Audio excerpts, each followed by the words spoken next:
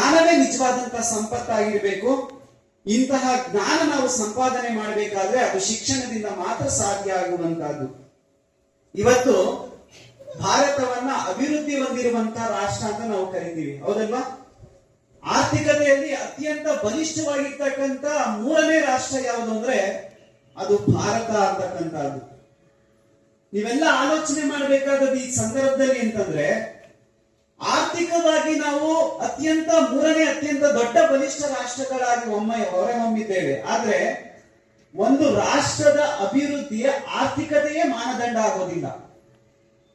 ನೀವೆಲ್ಲ human development index ಅಂತ ಕೇಳಿದೀರಾ ಅಂತ ನಾನು ಭಾವಿಸ್ಕೊಂಡಿದ್ದೀನಿ. ಮಾನವ ಅಭಿವೃದ್ಧಿ ಸೂಚ್ಯಂಕ ಅಂತ ಒಂದು ಮಾನದಂಡ ಇದೆ. ಪ್ರತಿ ವರ್ಷ ಒಂದು ಅಂತಾರಾಷ್ಟ್ರೀಯ ಸಂಸ್ಥೆ ಅನೇಕ ದೇಶಗಳನ್ನ ಸರ್ವೆ ಮಾಡ್ತಾರೆ.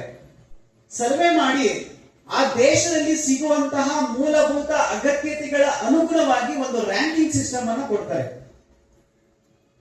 ಆ ರ್ಯಾಂಕಿಂಗ್ ಸಿಸ್ಟಮ್ ಕೊಡಬೇಕಾದ್ರೆ ಒಂದು ಮಾನದಂಡ ಬೇಕಲ್ಲ, ಅದನ್ನೇ ಹ್ಯೂಮನ್ ಡೆವಲಪ್ಮೆಂಟ್ ಇಂಡೆಕ್ಸ್ ಅಂತ ಕರಿತೀವಿ ನಾವು. ಒಂದು ದೇಶ ಅಭಿವೃದ್ಧಿಯನ್ನು ಹೊಂದಿದೆ ಅಂತ ರಾಷ್ಟ್ರ ಅಂತ ನಾವು ಕರಿಬೇಕಾದ್ರೆ ಏನೆಲ್ಲ ಮಾನದಂಡ ಇರುತ್ತೆ ಅಂದ್ರೆ, ಆ ದೇಶದಲ್ಲಿ ಸಿಗುವಂತಹ ಮೂಲಭೂತ ಅಗತ್ಯತೆಗಳು. ನಮ್ಗೆಲ್ಲ ಒಂದಷ್ಟು ಮೂಲಭೂತ ಅಗತ್ಯತೆಗಳ ಅವಶ್ಯಕತೆ ಇದೆ. ಏನೆಲ್ಲ ಮೂಲಭೂತ ಅವಶ್ಯಕತೆಗಳಿದ್ದಾವೆ? ನಮ್ಗೆ ಶುದ್ಧವಾದಂತ ಗಾಳಿ ಬೇಕು, ಪರಿಶುದ್ಧವಾದಂತ ನೀರು ಬೇಕು, ಸತ್ವಯುತವಾಗಿರುವಂತಹ ಆಹಾರ ಬೇಕು, ಮತ್ತೆ ಒಳ್ಳೆ ವಸತಿ ವ್ಯವಸ್ಥೆ ಬೇಕು, ಹೌದಲ್ವಾ? ಇಷ್ಟಿದ್ರೆ ಮನುಷ್ಯ ನೆಮ್ಮದಿಯಿಂದ ಬದುಕುವುದಕ್ಕೆ ಸಾಧ್ಯ.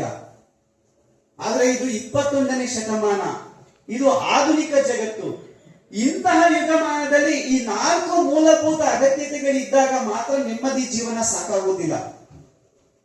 ಈ 4 ಮೂಲಭೂತ ಅಗತ್ಯತೆಗಳ ಜೊತೆಗೆ ಇನ್ನೆರಡು ಅಗತ್ಯತೆಗಳನ್ನು ನಾವು ಸೇರಿಸಿಕೊಳ್ಬೇಕು. ಅದು ಯಾವುದು ಅಂದ್ರೆ, ಮೊದಲನೇದು ಗುಣಮಟ್ಟದ ಶಿಕ್ಷಣ, ಎರಡನೇದು ಉತ್ತಮವಾಗಿರ್ತಕ್ಕಂಥ ಆರೋಗ್ಯ ಸೇವೆ ಅಂತಕ್ಕಂಥದ್ದು.